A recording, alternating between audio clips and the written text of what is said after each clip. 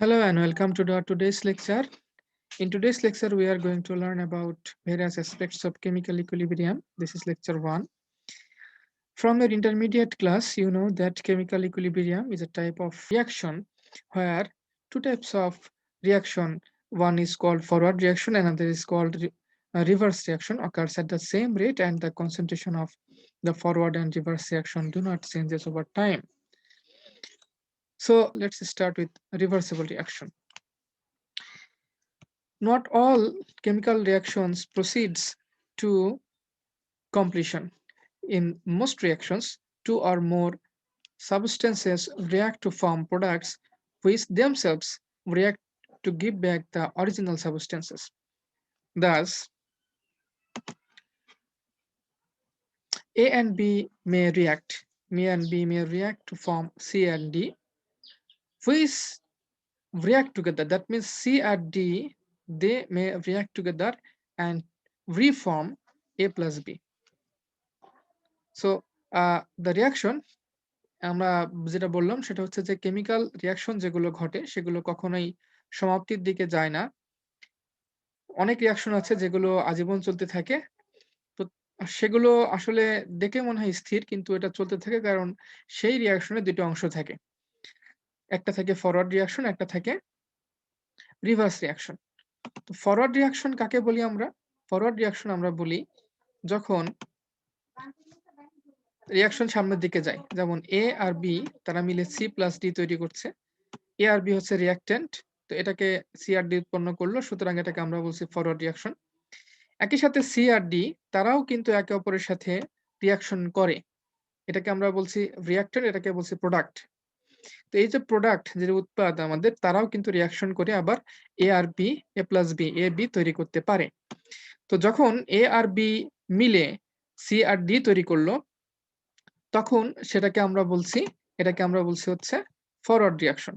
তার মানে এটা হচ্ছে এই যে A আর B মিলে C আর D তৈরি হলো ফরওয়ার্ড রিঅ্যাকশন। আর C আর D মিলে A+B যখন তৈরি হলো সেটাকে আমরা বলছি রিভার্স রিঅ্যাকশন।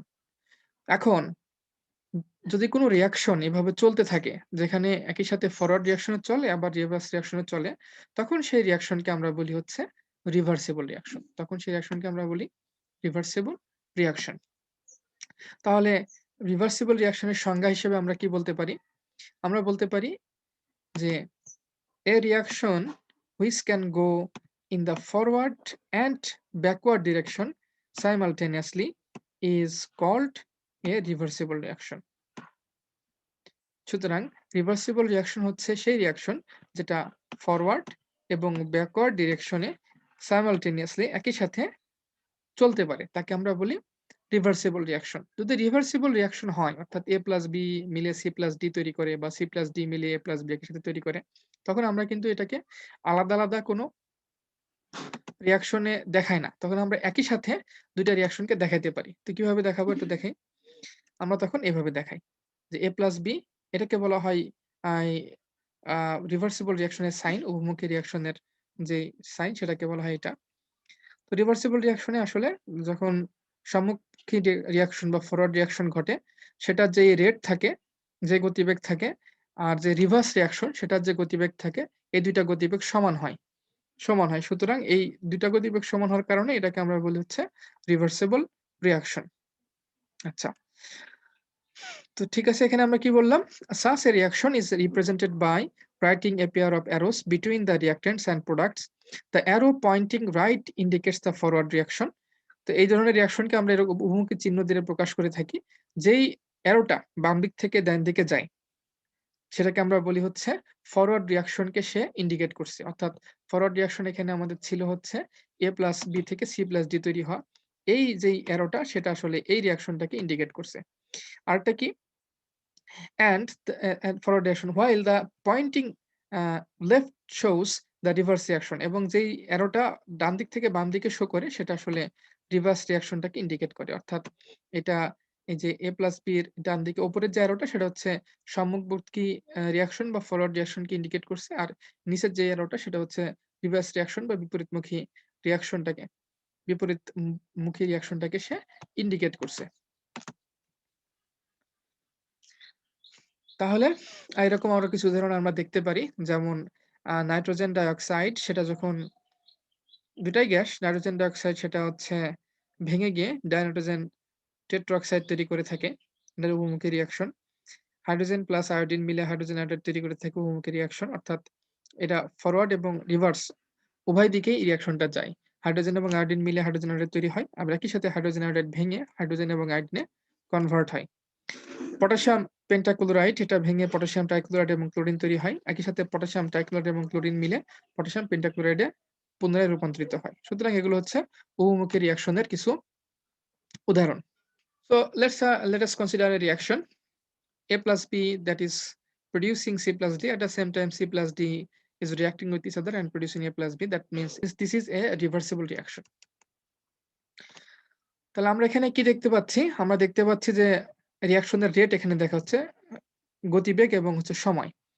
তো সময়ের শুরুতে যখন রিঅ্যাকশন শুরু হয় তখন শুধু A plus B এটাই ছিল। অর্থাৎ A plus B এর কনসেন্ট্রেশন সবচেয়ে বেশি ছিল। ফলে সময় শুরুতে C plus D তখন পর্যন্ত উৎপাদিত হয়নি। উৎপাদ C plus D সেটা তৈরি হয়নি। ফলে সময়ের শুরুতে যখন রিঅ্যাকশন শুরু করা হয় তখন শুধুমাত্র A plus B মিলে C plus D তৈরি হচ্ছিল। যে কারণে আমাদের ফরওয়ার্ড রিঅ্যাকশনটা এখান থেকে শুরু হয়েছে। অর্থাৎ রিঅ্যাকশনের যে রেট, সেই রেটের একটা বড় এখানে এই যে y axis বরাবর এই যে পয়েন্টটা, এই পয়েন্টের মানে হলো যে এখানে রেট অনেক বেশি। তার মানে ফরওয়ার্ড রিঅ্যাকশনের রেট অনেক বেশি। সেখান থেকে ফরওয়ার্ড রিঅ্যাকশনের রেট আস্তে, আস্তে কমতেছে। আর শুরুতে যখন একটা যখন শুরু হচ্ছিল তখন C প্লাস D তৈরি হয়নি।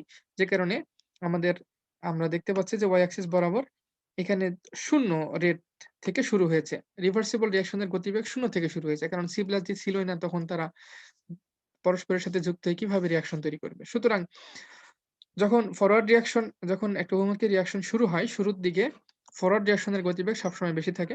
আর রিভার্স রিঅ্যাকশনের গতিবেগ থাকেই না। তো সময়ের সাথে, সাথে A প্লাস B মিলে C প্লাস D উৎপন্ন হচ্ছে।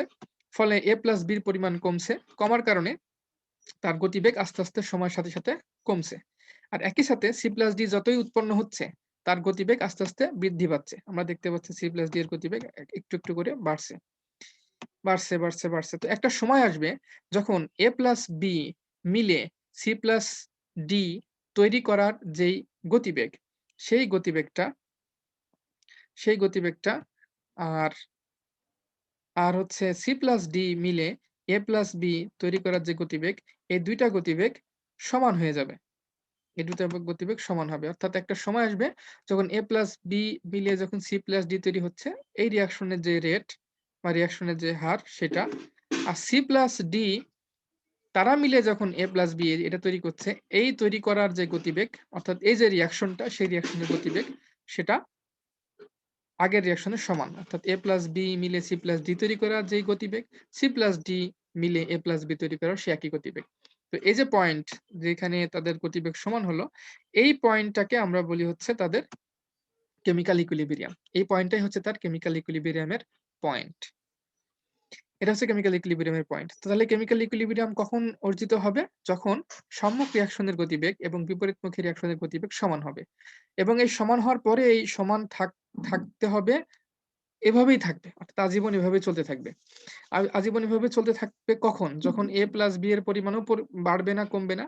C প্লাস D এর পরিমাণও বাড়বে না, কমবে না। অর্থাৎ রিঅ্যাকশনের রেট এবং রিঅ্যাকট্যান্টের কনসেন্ট্রেশন এটা অপরিবর্তিত থাকবে। লেখার ভাষায় দেখি। আমরা যেটা বললাম সেটা হচ্ছে, so if we start with A plus B in a closed vessel, the forward reaction proceeds to form C plus D. আমরা যদি একটা বদ্ধ পাত্রে এই রিঅ্যাকশনটা শুরু করি, তাহলে A plus B মিলে C plus D তৈরি হওয়া শুরু হবে। The concentrations of A plus B decreases and those of C plus D increases continuously. A plus B এর যে কনসেন্ট্রেশন আছে সেটা হচ্ছে কমতে থাকবে এবং C plus D এর যে কনসেন্ট্রেশন সেটা সময়ের সাথে, সাথে বাড়তে থাকবে। As a result, the rate of forward reaction also decreases and the rate of reverse reaction also increases. যার ফলে যেটা হবে যে ফরওয়ার্ড রিঅ্যাকশনের যে রেট সেটা আস্তে, আস্তে সময়ের সাথে, সাথে ডিক্রিজ করতে থাকবে, কমতে থাকবে এবং রিভার্স রিঅ্যাকশনের যে রেট সেটা আস্তে, আস্তে বাড়তে থাকবে। কারণ রিভার্স রিঅ্যাকশনে বাড়তে থাকবে, কারণ C প্লাস D বেশি, বেশি তৈরি হবে। ফলে রিভার্স রিঅ্যাকশনের যে রেট সেটা আস্তে, আস্তে বাড়তে থাকবে। Eventually, the rate of two opposing reactions equals and the system attains a state of equilibrium, এবং একটা সময় আসবে যখন এই সম্মুখ এবং রিয়াকশন এবং বিপরীতমুখী রিয়াকশনের উভয়ের গতিবেগ সমান হয়ে যাবে, এবং তাকে আমরা বলছি যে স্টেট অফ ইকুইলিব্রিয়াম, অর্থাৎ রাসায়নিক সমানতার অবস্থায় উপনীত হবে। তারপরে কি, এখন আমরা ডেফিনিশন দিব। Thus, chemical equilibrium may be defined as the state of a reversible reaction when the two opposing reactions occur at the same rate and the concentrations of the reactants and products do not change with time. তাহলে আমরা chemical equilibrium বলতে কি বোঝাচ্ছি, যে একটা reversible রিঅ্যাকশনের এমন একটা অবস্থা যখন সম্মুখমুখী বিক্রিয়া এবং বিপরীতমুখী বিক্রিয়া, টু অপোজিং যে রিঅ্যাকশন, তারা at the same rate, একই গতিবেগে সংঘটিত হয়, and the concentrations of reactant and products do not change with time, এবং সময়ের সাথে রিঅ্যাক্ট্যান্ট এবং প্রোডাক্টের কারোর কনসেন্ট্রেশন পরিবর্তিত হয় না। Furthermore, the true equilibrium of a reaction can be attained from both sides. Thus, the equilibrium concentrations of the reactants and products are the same whether we start with A plus B or C plus D. এবং আরো যে কথা সেটা হচ্ছে যে equilibrium reaction যে কোনো দিক থেকে শুরু হতে পারে। আমরা যদি A plus B এর পরিবর্তে C plus D নিয়ে শুরু করি, তাহলেও কিন্তু একটা সময় এসে আমরা ইকুইলিব্রিয়াম পাবো। এবং ইকুইলিব্রিয়ামের যে কনসেন্ট্রেশন, অর্থাৎ ইকুইলিব্রিয়াম অর্জন হয়ে যাওয়ার পরে উভয়ের যে কনসেন্ট্রেশন সেটা সবসময় অপরিবর্তিত থাকবে। সেটা আমি A প্লাস B থেকে শুরু করে ইকুইলিব্রিয়ামে অর্জন করি, কিংবা C প্লাস D দিয়ে শুরু করি ইকুইলিব্রিয়াম অর্জন করি। ইকুইলিব্রিয়াম অর্জিত হয়ে যাওয়ার পরে তাদের উভয়ের কনসেন্ট্রেশনের কোনো পরিবর্তন হবে না। Now the types of chemical equilibrium. Chemical equilibrium এর কিছু টাইপস আছে। সচরাচর কেমিক্যাল ইকুইলিব্রিয়াম দুই ধরনের হয়ে থাকে। Number 1, homogeneous chemical equilibrium. Number 2, heterogeneous chemical equilibrium. Homogeneous chemical equilibrium কাকে বলে?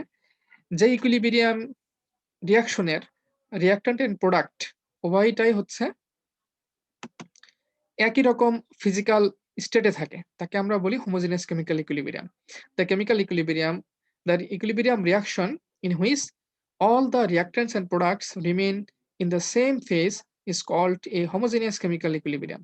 যেমন আমরা দেখতে পাচ্ছি হাইড্রোজেন, এটার ফিজিক্যাল স্টেট হচ্ছে গ্যাসিয়াস, আয়োডিন এটার ফিজিক্যাল স্টেট হচ্ছে গ্যাসিয়াস, এবং হাইড্রোজেন আয়োডাইড সেটারও ফেজ বা ফিজিক্যাল স্টেট হচ্ছে গ্যাসিয়াস।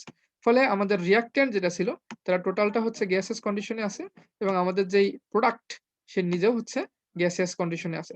সুতরাং এর উভয় দিকের রিঅ্যাক্ট্যান্ট এবং প্রোডাক্টের সেম ফেজ থাকার কারণে এটাকে আমরা বলবো হোমোজেনিয়াস কেমিক্যাল ইকুইলিব্রিয়াম। তাহলে হেটেরোজেনিয়াস কেমিক্যাল ইকুইলিব্রিয়াম কাকে বলবো? যেখানে তার রিঅ্যাক্ট্যান্ট এবং প্রোডাক্ট তারা সেম ফেজে থাকবে না, তাকে আমরা বলবো হচ্ছে হেটেরোজেনিয়াস কেমিক্যাল ইকুইলিব্রিয়াম। যেমন ক্যালসিয়াম কার্বনেট থেকে কার্বন ডাই অক্সাইড এবং ক্যালসিয়াম অক্সাইড তৈরি হচ্ছে। আমরা এখানে দেখতে পাচ্ছি ক্যালসিয়াম কার্বনেট সে হচ্ছে তার ফিজিক্যাল স্টেট হচ্ছে সলিড, ক্যালসিয়াম অক্সাইড ও সলিড, কিন্তু কার্বন ডাই অক্সাইড হচ্ছে গ্যাস।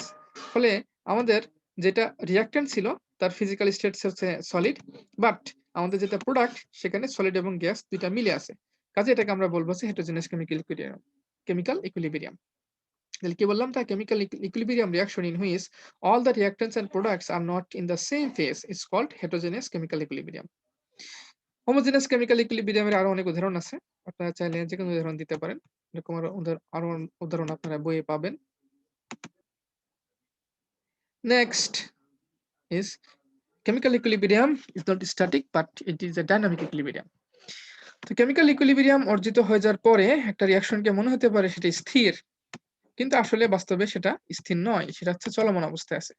আমরা যদি একটা উদাহরণ দিই, সেটা হচ্ছে যে মনে করেন আপনাদের বাসার ছাদের ট্যাঙ্ক আছে যেখানে পানি ভর্তি হচ্ছে, মোটর দিয়ে পানি ভর্তি হচ্ছে, আবার একই সাথে বিভিন্ন জায়গায় ট্যাপ খোলা আছে, ফলে সেখান থেকে পানি বেরও হয়ে যাচ্ছে। তো পানি ট্যাঙ্কের যে পরিমাণ, ট্যাঙ্কের পরিমাণ 20 লিটার, 20 লিটারের কোনো হ্রাস বৃদ্ধি হচ্ছে না। দেখে মনে হচ্ছে 20 লিটার পানি স্থির আছে, কিন্তু আসলে পানি সেখানে যাচ্ছে এবং সেখান থেকে বের হয়ে যাচ্ছে। তো এটা দেখে বলার কোনো উপায় নাই যে ট্যাঙ্কের পানি স্থির আছে, বরং ট্যাঙ্কের পানি চলমান আছে। যেই গতিতে ট্যাঙ্কের ভিতরে পানি পড়ছে সে একই গতিতে ট্যাঙ্ক থেকে পানি বের হয়ে যাচ্ছে। ফলে আপাত দৃষ্টিতে মনে হচ্ছে ট্যাঙ্কের পানি স্থির। একই কথা ফোয়ারার জন্য প্রযোজ্য। রাস্তার ধারে যে সমস্ত ফোয়ারা থাকে, মনে হয় যে ফোয়ারার পানি উপরের দিকে উঠে যাচ্ছে। কিন্তু নিচের দিকে তাকালে দেখা যায় যে পানি আবার নিচেও পড়ছে। আপাতদৃষ্টিতে মনে হয় যে ফোয়ারা এই পানি উপরে উঠার পরেও যে পানির যে লেভেল, সে লেভেলটা ঠিকই আছে। আসলে পানির লেভেল ঠিক দেখলেও মনে হলো পানি কিন্তু স্থির নাই। চোখের সামনে দেখতে পাচ্ছেন যে ফোয়ারাগুলা সেখানে নিচ থেকে উপরের দিকে উঠতে থাকে। তাহলে আমরা এখান থেকে বুঝতে পারি যে আসলে আ দেখে স্থির মনে হলেও সব জিনিস স্থির থাকে না। সেখানে গতি বিদ্যমান থাকতে পারে। একইভাবে আমাদের কেমিক্যাল ইকুইলিব্রিয়াম এ যখন কোন জিনিস অ্যাটেইন করে, কেমিক্যাল ইকুইলিব্রিয়াম যখন সে অর্জন করে ফেলে, তখন দেখে মনে হবে যে স্থির। যেটা আর চড়তেছে না, মনে হয় যে এটা স্থির। কিন্তু আসলে সেটা স্থির না, সেটা চলমান। তো আমরা আ দেখি একটু যে এখানে দেখেন A প্লাস B তারা মিলে তৈরি করছে C প্লাস D। তো A আর B এর মলিকুল তারা রিঅ্যাকশন করে C আর D এর মলিকুল তৈরি করছে। এটাকে আমরা বলছি হচ্ছে ফরওয়ার্ড রিঅ্যাকশন। এটা হচ্ছে ফরওয়ার্ড রিঅ্যাকশন। অ্যারো আছে ফরওয়ার্ড রিঅ্যাকশন। আচ্ছা। C আর D তারা আবার পরস্পরের সাথে রিঅ্যাকশন করলো।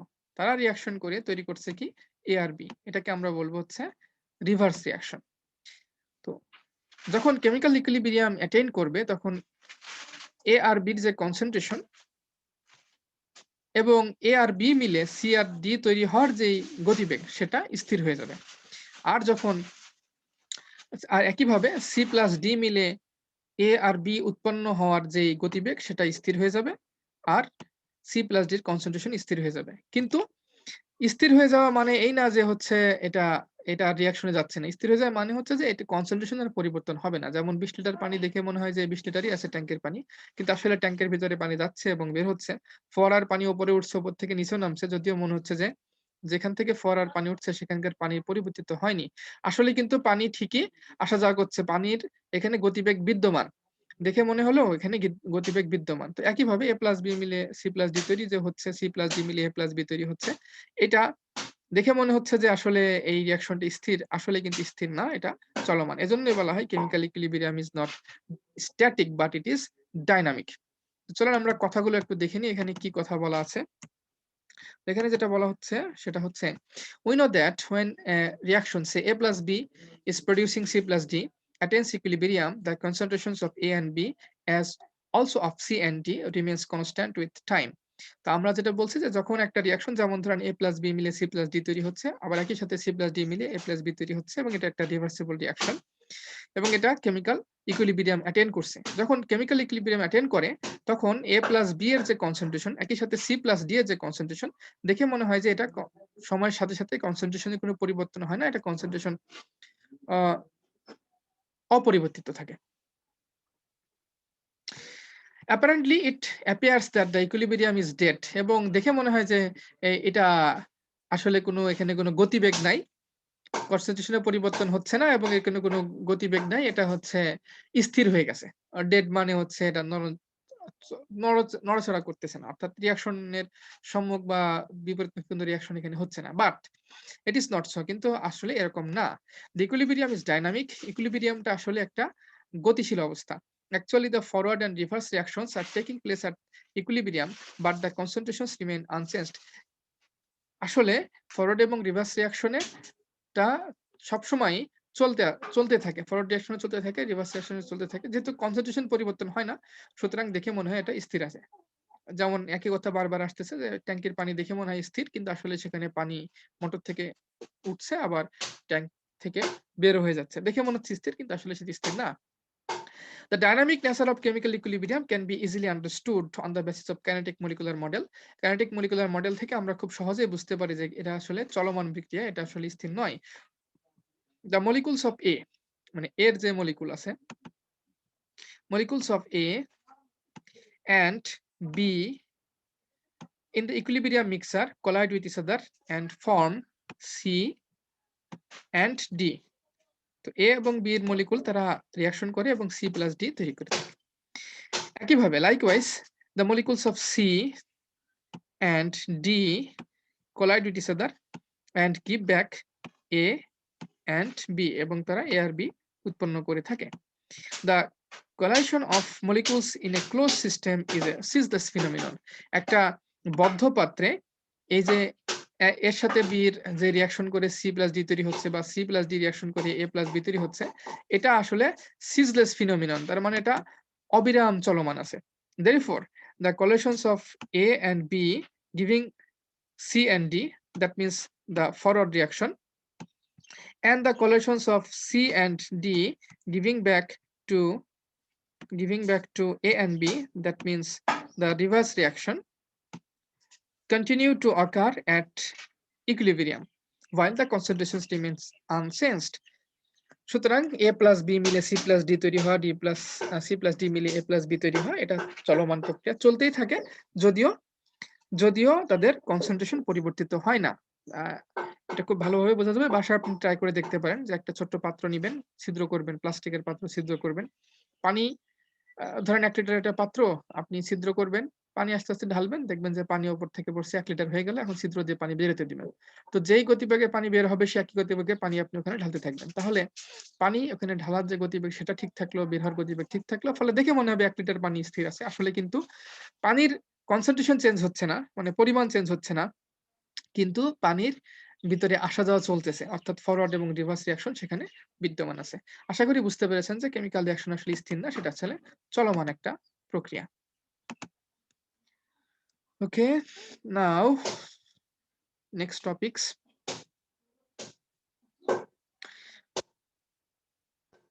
Characteristics of chemical equilibrium. Chemical ইকুইলিব্রিয়ামের কিছু বৈশিষ্ট্য আছে, আমরা সেই বৈশিষ্ট্যগুলো একটু দেখার চেষ্টা করি। কেমিক্যাল ইকুইলিব্রিয়ামের প্রথম বৈশিষ্ট্য কনসিস্টেন্সি অফ কনসেন্ট্রেশন, যেটা আমরা একাধিকবার অলরেডি বলেছি যে কেমিক্যাল ইকুইলিব্রিয়ামের কনসেন্ট্রেশন চেঞ্জ হয় না।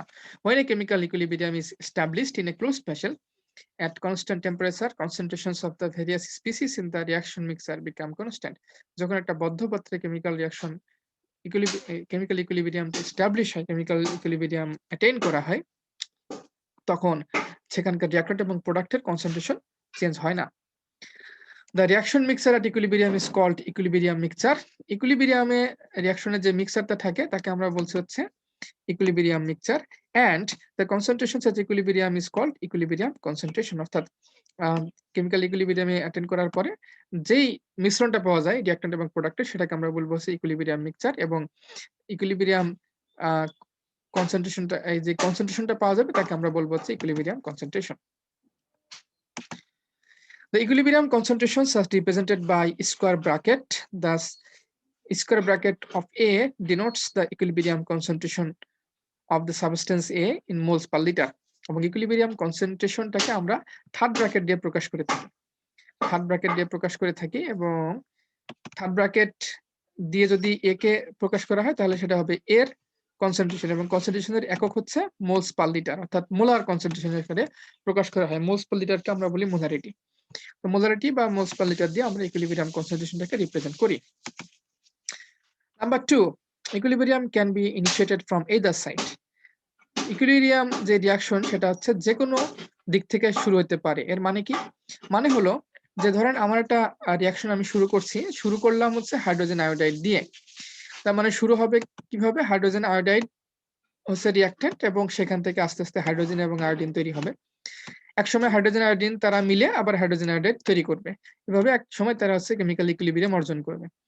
আবার আমি যদি হাইড্রোজেন এবং আয়োডিন তাদেরকে আলাদা করে নিয়ে শুরু করতাম, অর্থাৎ প্রথমে আমি হাইড্রোজেন নিলাম, আয়োডিন নিলাম, তারা রিঅ্যাকশন করে হাইড্রোজেন আয়োডাইড তৈরি করলো। একটা সময় হাইড্রোজেন আয়োডাইড তৈরি হয়ে সাথে, সাথে ভাঙতেও থাকবে। এক সময় গিয়ে হাইড্রোজেন আয়োডাইড ভেঙে আবার হাইড্রোজেন এবং আয়োডিন তৈরি হতে থাকবে। ফলে একটা সময় তাদের ফরওয়ার্ড এবং রিভার্স রিঅ্যাকশন দুটাই হচ্ছে সমান হয়ে যাবে।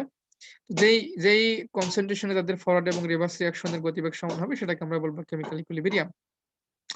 তো আমি হাইড্রোজেন এবং আয়োডিন নিয়ে শুরু করতে পারি, অথবা হাইড্রোজেন আয়োডাইড দিয়েও সরাসরি শুরু করতে পারি, অথবা আমি হাইড্রোজেন এবং আয়োডিন নিয়েও শুরু করতে পারি। আমি যেটা নিয়ে শুরু করি না কেন, একটা নির্দিষ্ট সময়ে গিয়ে ফরওয়ার্ড এবং রিভার্স রিঅ্যাকশনের গতিবেগ সমান হবে এবং কেমিক্যাল ইকুইলিব্রিয়াম অ্যাটেইন করবে। কাজেই যেদিক থেকে নিই না কেন কেমিক্যাল ইকুইলিব্রিয়াম সহজেই অ্যাটেইন করা সম্ভব। অর্থাৎ এমন না যে হাইড্রোজেন আয়োডাইডকে নিলে আমার কেমিক্যাল ইকুইলিব্রিয়াম আমি পাবো, আর হাইড্রোজেন এবং আয়োডিনকে আলাদা, আলাদা করে নিয়ে যদি রিঅ্যাকশন শুরু করি তাহলে আমি পাবো না, এরকম না। আমি যদি হাইড্রোজেন এবং আয়োডিনকে আলাদা, আলাদা করে নিয়ে রিঅ্যাকশন শুরু করি তবুও কেমিক্যাল ইকুইলিব্রিয়াম অ্যাটেইন হবে, কারণ এটা রিভার্সিবল রিঅ্যাকশন। আবার যদি আমি শুরু করি হাইড্রোজেন আয়োডাইড দিয়ে, তবুও আমার কেমিক্যাল ইকুইলিব্রিয়াম অ্যাটেইন হবে, কারণ এটা হচ্ছে রিভার্সিবল রিঅ্যাকশন। তাহলে কি বলছে? The state of chemical equilibrium of a reversible reaction can be approached whether we start with reactants or products. For example, the equilibrium is established if we start with the reaction with hydrogen and iodide or hydrogen iodide. অর্থাৎ আমরা যদি chemical reaction শুরু করি, reactant বা product যেটাকেই আমি দিয়ে শুরু করি না কেন, একসময় গিয়ে যদি রিভার্সিবল রিঅ্যাকশন হয় তাহলে কেমিক্যাল ইকুইলিব্রিয়াম সে অ্যাটেইন করবে। নেক্সট বৈশিষ্ট্য, equilibrium cannot be attained in an open vessel. যদি পাত্র খোলা থাকে তাহলে আমরা এটা কেমিক্যাল ইকুইলিব্রিয়াম পাবো না, কারণ হাইড্রোজেন এবং আয়োডিন দুটো হচ্ছে গ্যাস, উদাহরণস্বরূপ বলছি। তো হাইড্রোজেন এবং আয়োডিন মিলে তৈরি হবে হাইড্রোজেন আয়োডাইড। যদি হাইড্রোজেন আয়োডাইড তৈরি হওয়ার পর উড়ে চলে যায় তাহলে তো সেটার রিঅ্যাকশনে ব্যাক করতে পারবে না। যেমন আগে যেরকম ছিল যে এই যে হাইড্রোজেন এবং আয়োডিন মিলে হাইড্রোজেন আয়োডাইড তৈরি হচ্ছে, এই হাইড্রোজেন আয়োডাইডটাই আবার ভেঙে তৈরি হবে হাইড্রোজেন এবং আয়োডিন। যদি রিঅ্যাকশনের পাত্রটা উন্মুক্ত থাকে, খোলা পাত্রে যদি রিঅ্যাকশন ঘটতে থাকে তাহলে কি হবে? খোলা পাত্র হওয়ার কারণে হাইড্রোজেন আয়োডাইড তৈরি হবে এবং উড়ে উড়ে চলে যাবে। ফলে এটা যে আবার নিজেরা এটা ভেঙে যে হাইড্রোজেন এবং আয়োডিন তৈরি করবে সেটা সুযোগ সে পাবে না। এ কারণেই ওপেন ভেসেলে, উন্মুক্ত পাত্রে কেমিক্যাল ইকুইলিব্রিয়াম অর্জন করা সম্ভব নয়। আমাদের বদ্ধ পাত্র থাকতে হবে যাতে যেটা রিঅ্যাকশন করে যেটা তৈরি হচ্ছে সেটা যেন আবার রিঅ্যাকশন নিজেদের ভিতর রিঅ্যাকশন করে উৎপাদে পরিণত হতে পারে। অর্থাৎ হাইড্রোজেন এবং আয়োডিন মিলে হাইড্রোজেন আয়োডাইড তৈরি হলে হাইড্রোজেন আয়োডাইডটা যেন আবার রিঅ্যাকশন করে উল্টা ঘটনা, অর্থাৎ হাইড্রোজেন এবং আয়োডিনে বিশ্লিষ্ট হতে পারে। এর সুযোগ তাকে দিতে হবে। এজন্য উন্মুক্ত পাত্রে কেমিক্যাল ইকুইলিব্রিয়াম অর্জন করা সম্ভব নয়। এজন্য বলছে the chemical equilibrium can be established only if the reaction vessel is closed and no part of the reactants or products is allowed to escape out. এবং এটা তখনই সম্ভব যখন হচ্ছে একটা বদ্ধ পাত্র হবে এবং রিঅ্যাক্ট্যান্ট এবং প্রোডাক্টের কেউ যখন সেখান থেকে উড়ে যাবে না। In an open vessel, the gaseous reactions and or products may escape into atmosphere, leaving behind no possibility of attaining equilibrium. যদি উৎপাদ আমার গ্যাসীয় হয়, যেমন এই যে বললাম হাইড্রোজেন আয়োডাইডের কথা, তাহলে সেটা উড়ে চলে যাবে। ফলে এটা আবার নিজেদের ভিতর রিঅ্যাকশন করে বা ভেঙে আগের অবস্থায় ফেরত আসতে পারবে না, অর্থাৎ প্রোডাক্ট তৈরি করতে পারবে না। However, the equilibrium can be attained when all the reactants and products are in the same phase, that is ethanol, ethanoic. যদি এরকম হয় যে সবই হচ্ছে সলিড টাইপের তাহলে আবার ভিন্ন কথা। যদি এরকম সলিড টাইপের হয় তাহলে ওপেন ভেসেলেও সম্ভব। কিন্তু যদি গ্যাসিয়াস টাইপের হয় বা ভোলাটাইল যদি কোনো প্রোডাক্ট বা রিঅ্যাক্ট্যান্ট থাকে, সেক্ষেত্রে আমাদের পক্ষে কেমিক্যাল ইকুইলিব্রিয়াম ওপেন ভেসেলে সম্ভব না। Number 4, a catalyst cannot change the equilibrium point. অর্থাৎ যেই পয়েন্টে ইকুইলিব্রিয়াম অর্জিত হবে, অর্থাৎ যখন ফরওয়ার্ড রিঅ্যাকশনের রেট এবং রিভার্স রিঅ্যাকশনের রেট সমান হবে, সেই পয়েন্টটা ক্যাটালিস্টের দ্বারা কোনো সময় প্রভাবিত হয় না। ক্যাটালিস্ট কি করতে পারে? রিঅ্যাকশনের গতিবেগ বাড়িয়ে দিতে পারে যাতে আমরা তাড়াতাড়ি কেমিক্যাল ইকুইলিব্রিয়াম অর্জন করতে পারি। অর্থাৎ আগে স্লো রিঅ্যাকশন হচ্ছিল, ফলে ফরওয়ার্ড রিঅ্যাকশন হচ্ছিল, ধরেন ফরওয়ার্ড রিঅ্যাকশনটা এমন ছিল যে এটা উৎপাদ তৈরি করতে সময় লাগে হচ্ছে ৪ ঘন্টা। ফলে সে উৎপাদ আবার পরস্পরের সাথে রিঅ্যাকশন করে এ আ প্রোডাক্ট যেটা সেটা আবার যদি রিঅ্যাক্ট্যান্ট বা বিক্রিয়ক তৈরি করবে সেটা সময় লাগে ৪ ঘন্টা। তো ৪ ঘন্টা ৮ ঘন্টা পরে কেমিক্যাল ইকুইলিব্রিয়াম অর্জন করা সম্ভব। তো ক্যাটালিস্ট যেটা করতে পারে সেটা হচ্ছে এই ৪ ঘন্টার সময়কে হয়তোবা আ ৮ ঘন্টার ৮ ঘন্টার সময়কে হয়তোবা হচ্ছে ২ ঘন্টার সময়ে নিয়ে আসতে পারে। অর্থাৎ রিঅ্যাকশনের গতিবেগ বাড়িয়ে দিতে পারে। মানে আপনি সূর্যের আলোতে পানি গরম করছেন, পানি কখন ফুটবে? ধরা যাক সূর্যের আলোতে পানি গরম করছেন। এটা সম্ভব যে সূর্যের আলো হয়তো ১০০ ডিগ্রি তাপমাত্রায় পানিকে গরম করে ফেলবে। তো যখন সূর্যের আলো ১০০ ডিগ্রি তাপমাত্রায় পানিকে গরম করবে তখনই কেবল পানিটা ফুটবে। এজন্য অনেক সময় লাগবে। আর যদি আপনি পানিকে উত্তপ্ত করেন তাহলে দেখা গেল যে এটা অনেক সময়ের পরিবর্তে অল্প সময় হয়ে গেল। কিন্তু পানি ফুটবে ১০০ ডিগ্রি তাপমাত্রায়। নরমাল অ্যাটমসফেরিক প্রেসারে পানি ফুটবে ১০০ ডিগ্রি তাপমাত্রায়। কাজেই পানি যে ১০০ ডিগ্রি তাপমাত্রায় ফুটলো, এই তাপমাত্রা ১০০ ডিগ্রি স্ফুটনাঙ্কের কোনো পরিবর্তন হয় নাই। কিন্তু সময় কম বেশি হয়ে গেছে। সূর্যের আলো রেখে দেওয়ার কারণে অনেকক্ষণ সময় লেগেছে। কিন্তু আপনি যখন সরাসরি আগুন দিয়ে উত্তপ্ত করছেন বা হিট দিছেন, তখন সেটাতে কম সময় লেগেছে। তো ক্যাটালিস্টের যে কাজ সেটা হচ্ছে যে কেমিক্যাল ইকুইলিব্রিয়াম যে পয়েন্টে হবে সে পয়েন্ট পরিবর্তন করবে না। কিন্তু সে যেটা করতে পারে যেটা তাড়াতাড়ি কেমিক্যাল ইকুইলিব্রিয়াম এর যে পয়েন্ট, সে পয়েন্টে তাড়াতাড়ি রিঅ্যাকশনকে নিয়ে যেতে পারে। সেজন্য বলা হচ্ছে when a catalyst is added to a system in equilibrium, it speeds up the rate of both the forward and reverse reaction in an equal extent. Catalyst use করলে ফরওয়ার্ড এবং রিভার্স রিঅ্যাকশনের গতিবেগ খুব বেড়ে যায়। Therefore, a catalyst cannot change the equilibrium point except that it achieved earlier. তো catalyst যেটা করতে পারে সেটা হচ্ছে যে কেমিক্যাল ইকুইলিব্রিয়াম তাড়াতাড়ি অর্জন করতে সাহায্য করতে পারে। কিন্তু কেমিক্যাল ইকুইলিব্রিয়াম যে পয়েন্ট অর্জিত হবে সে পয়েন্টটা সে চেঞ্জ করতে পারে না। Number 5, the value of equilibrium constant doesn't depend upon the initial concentration of the reactants. Equilibrium constant থাকে Kc বা Kp, সেগুলোর যে ভ্যালু থাকে সেটা হচ্ছে রিঅ্যাক্ট্যান্ট এবং বা প্রোডাক্টের কারোরই ইনিশিয়াল কনসেন্ট্রেশনের উপরে ডিপেন্ড করবে না। যদি ফরওয়ার্ড রিঅ্যাকশন হয় তাহলে রিঅ্যাক্ট্যান্ট, আর যদি রিভার্স রিঅ্যাকশন হয় তাহলে প্রোডাক্ট। তারা রিঅ্যাকশন যে করবে তাদের ইনিশিয়াল কনসেন্ট্রেশনের উপরে ইকুইলিব্রিয়াম কনসেন্ট্রেশনের ইকুইলিব্রিয়াম কনস্ট্যান্টের কোনো ভ্যালুর কোনো ডিপেন্ড করে না। It has been found that the equilibrium constant must be the same when the concentrations of reacting species are varied over a wide range.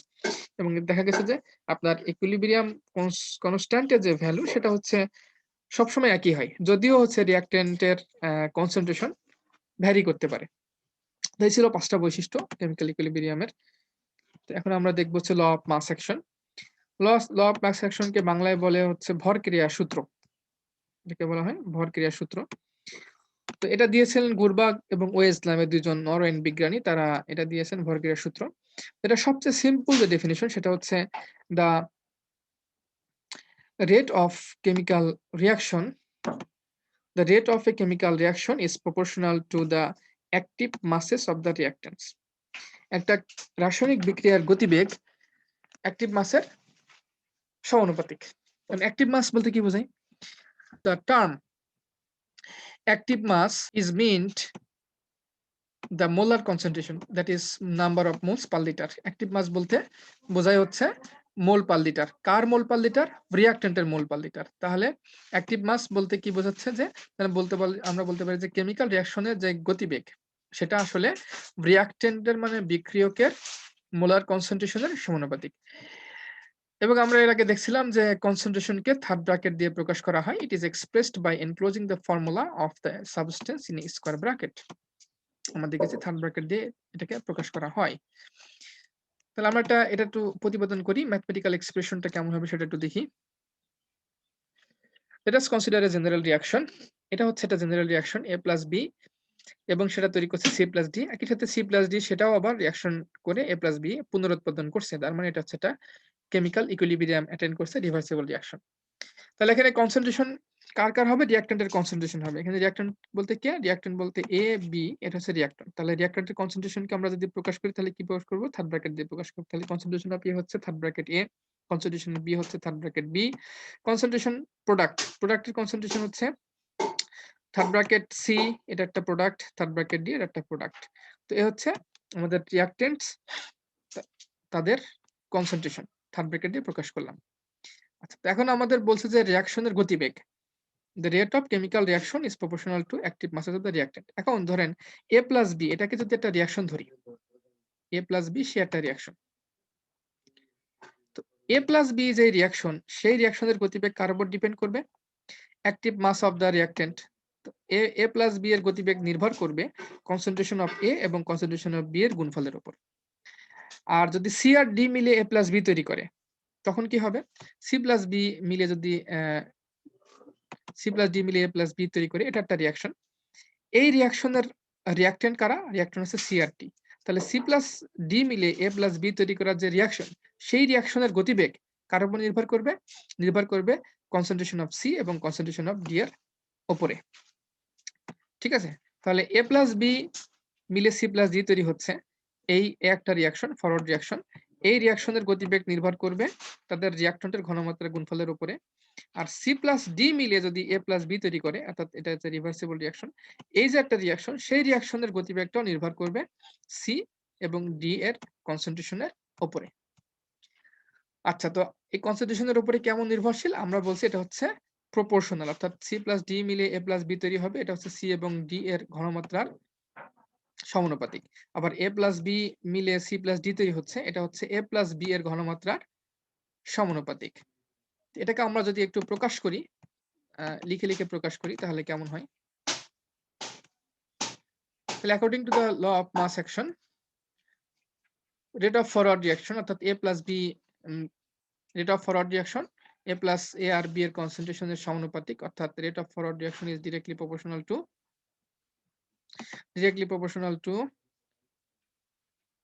rate of forward reaction is এটা proportionality চিহ্ন directly proportional to the concentration of A multiplied by concentration of B।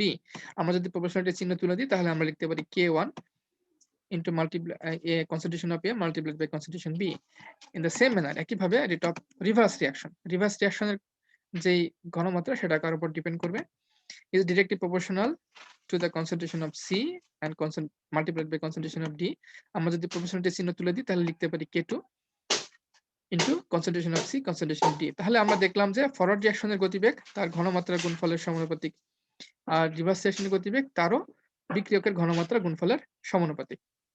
যখন এই রিঅ্যাকশনটা chemical ইকুইলিব্রিয়ামে চলে আসবে তখন কি হবে, forward রিঅ্যাকশনের গতিবেগ এবং রিভার্স রিঅ্যাকশনের গতিবেগ দুটাই সমান হবে। তার মানে equilibrium the rate of forward reaction is equal to rate of reverse reaction. আর ফরওয়ার্ড রিঅ্যাকশনের গতিবেগ সেটা আবার কার সমান, সেটা হচ্ছে এ আর বির ঘনমাত্রা গুণফলের সমান, যেটাকে আমরা বলতে পারি এইটা হচ্ছে তার ভ্যালু। তো আমরা তাহলে ভ্যালুগুলো বসিয়ে দিই। রিভার্স রিঅ্যাকশনের যে ফরওয়ার্ড রিঅ্যাকশনের যে গতিবেগ সেটা ডিপেন্ড করতেছিল এই যে এটার উপরে, আর যে রিভার্স রিঅ্যাকশন তার গতিবেগ ডিপেন্ড করতেছিল এটার উপরে। এর পরবর্তী লাইনে আমরা লিখতে পারি K1 by K2 is equal to C by D। তো এটাই হচ্ছে আমাদের ল of mass action. K1 R K2 দুইটা মিলে এটা একটা কনস্ট্যান্ট, তাহলে কনস্ট্যান্ট ডিভাইডেড বাই কনস্ট্যান্টকে আমরা একটা নতুন কনস্ট্যান্ট হিসেবে লিখতে পারি, সেটা হচ্ছে Kc। সুতরাং আমরা Kc লিখলাম, Kc কে আমরা বলছি ইকুইলিব্রিয়াম কনস্ট্যান্ট। তাহলে C আসলে ইন্ডিকেট করছে concentration of the reactant and products. তাহলে আমরা ইকুয়েশন 1 কে কি লিখতে পারি, যে equilibrium constant Kc is equal two প্রোডাক্টের কনসেন্ট্রেশন সেগুলোর গুণফল এবং রিঅ্যাক্ট্যান্টের যে কনসেন্ট্রেশন সেগুলোর গুণফল, অর্থাৎ সি আর ডি এটা কিন্তু আসলে কনসেন্ট্রেশন, থার্ড ব্র্যাকেট দেওয়া মানে কনসেন্ট্রেশন। কার কনসেন্ট্রেশন? প্রোডাক্ট অর্থাৎ উৎপাদের এর কনসেন্ট্রেশন। আমরা বলতে পারি কি তাহলে, যে উৎপাদের ঘনমাত্রার গুণফল ডিভাইডেড বাই ক্রিয়কের ঘনমাত্রার গুণফল। তাহলে কেসি আসলে কি, উৎপাদের ঘনমাত্রার গুণফল ডিভাইডেড বাই বিক্রিয়কের ঘনমাত্রার গুণফল। আচ্ছা, তো এটাকে আমরা আরো সুন্দরভাবে লিখতে পারি। আমরা একটা রিঅ্যাকশনের কথা চিন্তা করতেছি। দেখেন একটা রিঅ্যাকশন, এটা হচ্ছে একটা রিঅ্যাকশন। তো এখানে এই রিঅ্যাকশনে 2A মিলে C প্লাস G তৈরি হচ্ছে। এই যে 2 যেটা, এই 2 টাকে বলা হয় কোএফিশিয়েন্ট অফ A, সহগ বলা হয় বাংলায়, আর ইংলিশে বলে কোএফিশিয়েন্ট অফ A। এই যে 2 সেটাকে বলা হয় কোএফিশিয়েন্ট অফ A। তো যেরকম কোএফিশিয়েন্ট অফ A থাকে তাহলে সেটা কি হবে, 2A মানে কি A প্লাস A, তার মানে 2A। তাহলে আমরা কি বলতে পারি, here the forward reaction is dependent on the collisions of each 2 molecules. 2 যেটা সেটা হচ্ছে দুইটা A যোগ করার পরে পাওয়া গেছে, অর্থাৎ A plus A is equal two 2A। তাহলে আমরা বলতে পারি যে এই যে ফরওয়ার্ড রিঅ্যাকশনের যে গতিবেগ সেটা কার উপর ডিপেন্ড করবে, দুইটা এর ঘনমাত্রার গুণফলের উপর ডিপেন্ড করবে। অর্থাৎ here the forward reaction is dependent on the collisions of each of 2A molecules, অর্থাৎ ফরওয়ার্ড রিঅ্যাকশনের গতিবেগটা অবশ্যই দুইটা এর ঘনমাত্রার উপর ডিপেন্ড করবে। Therefore, for writing the equilibrium expression, each molecule is regarded as a separate entity। সুতরাং প্রত্যেক আলাদা আলাদাভাবে ধরতে পারি আমরা। তো ধরার পরে আমরা যদি এখন এটাকে লিখি তাহলে থার্ড ব্র্যাকেট দিয়ে লিখলে কি হবে, এটা হচ্ছে প্রোডাক্টের ঘনমাত্রা গুণফল উপরে চলে গেল, রিঅ্যাক্ট্যান্টের ঘনমাত্রা গুণফল নিচে চলে আসলো। তো থার্ড ব্র্যাকেট দিয়ে দুটাকে গুণ করলে হচ্ছে A স্কয়ার হয়। তো এখান থেকে আমরা দেখতে পাচ্ছি যে আসলে যেটা সহগ আকারে ছিল, অর্থাৎ যেটা ছিল হচ্ছে তার কোএফিশিয়েন্ট, সেটা কোথায় চলে গেল, পাওয়ারে চলে গেল।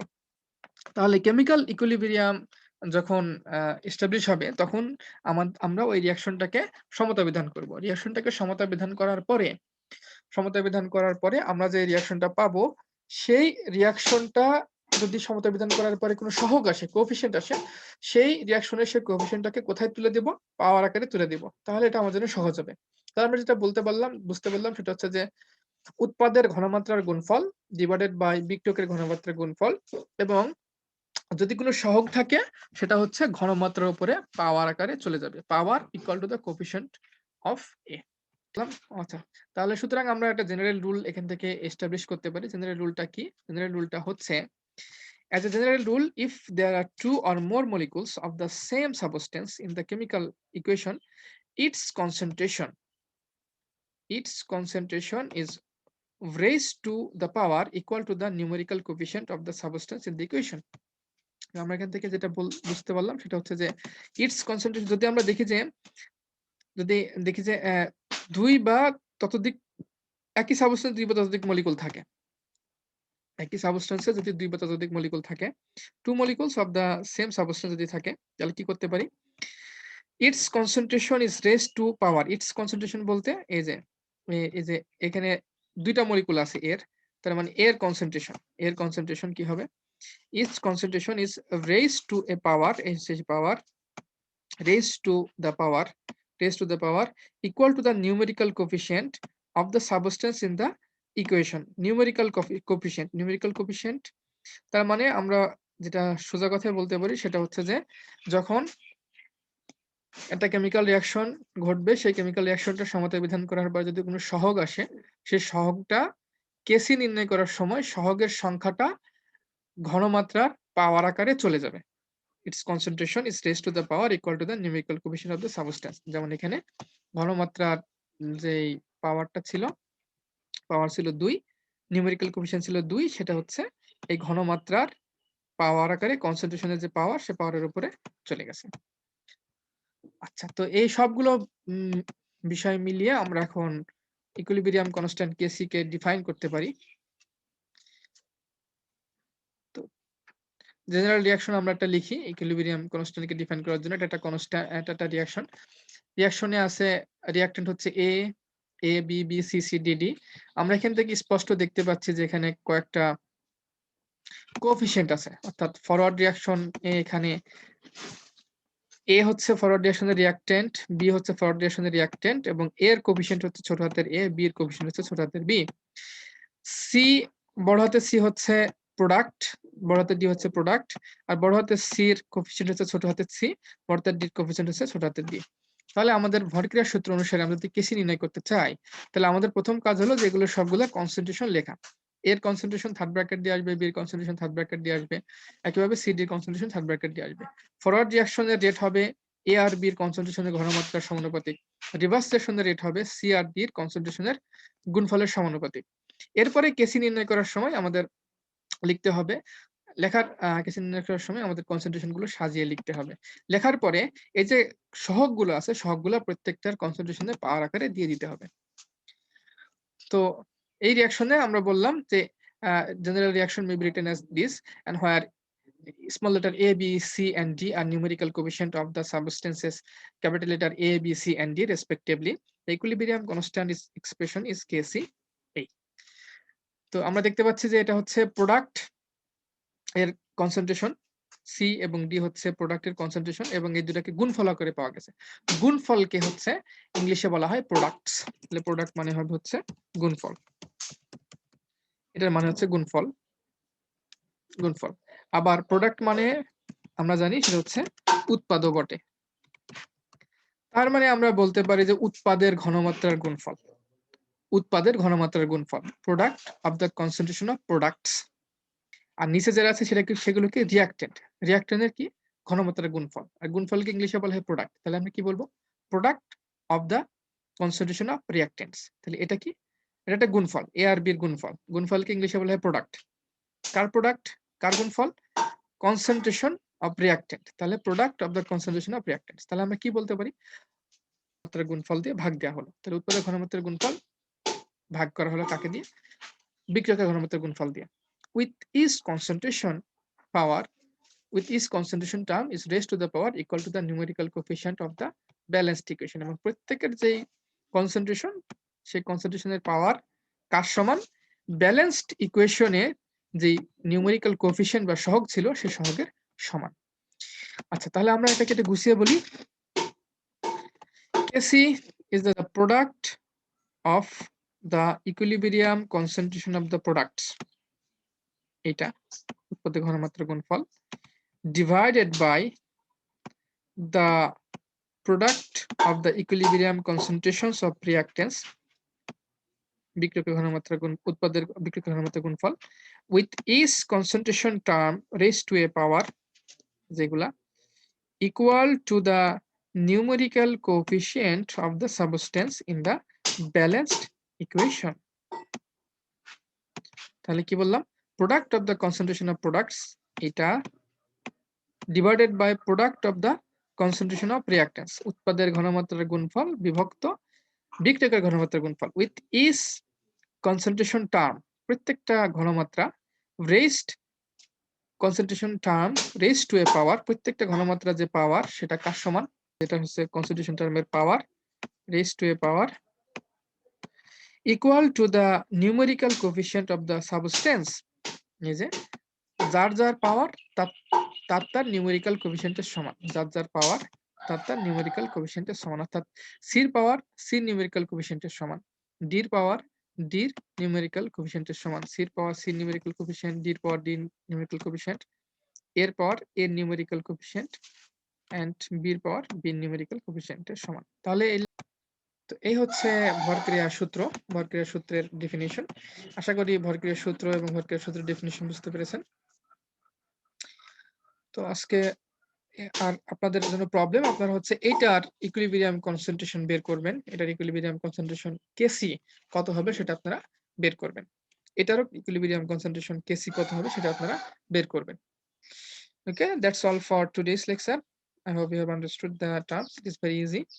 Thanks to all for listening. If you have any question, you can ask during the live class or you can leave your comment in this video.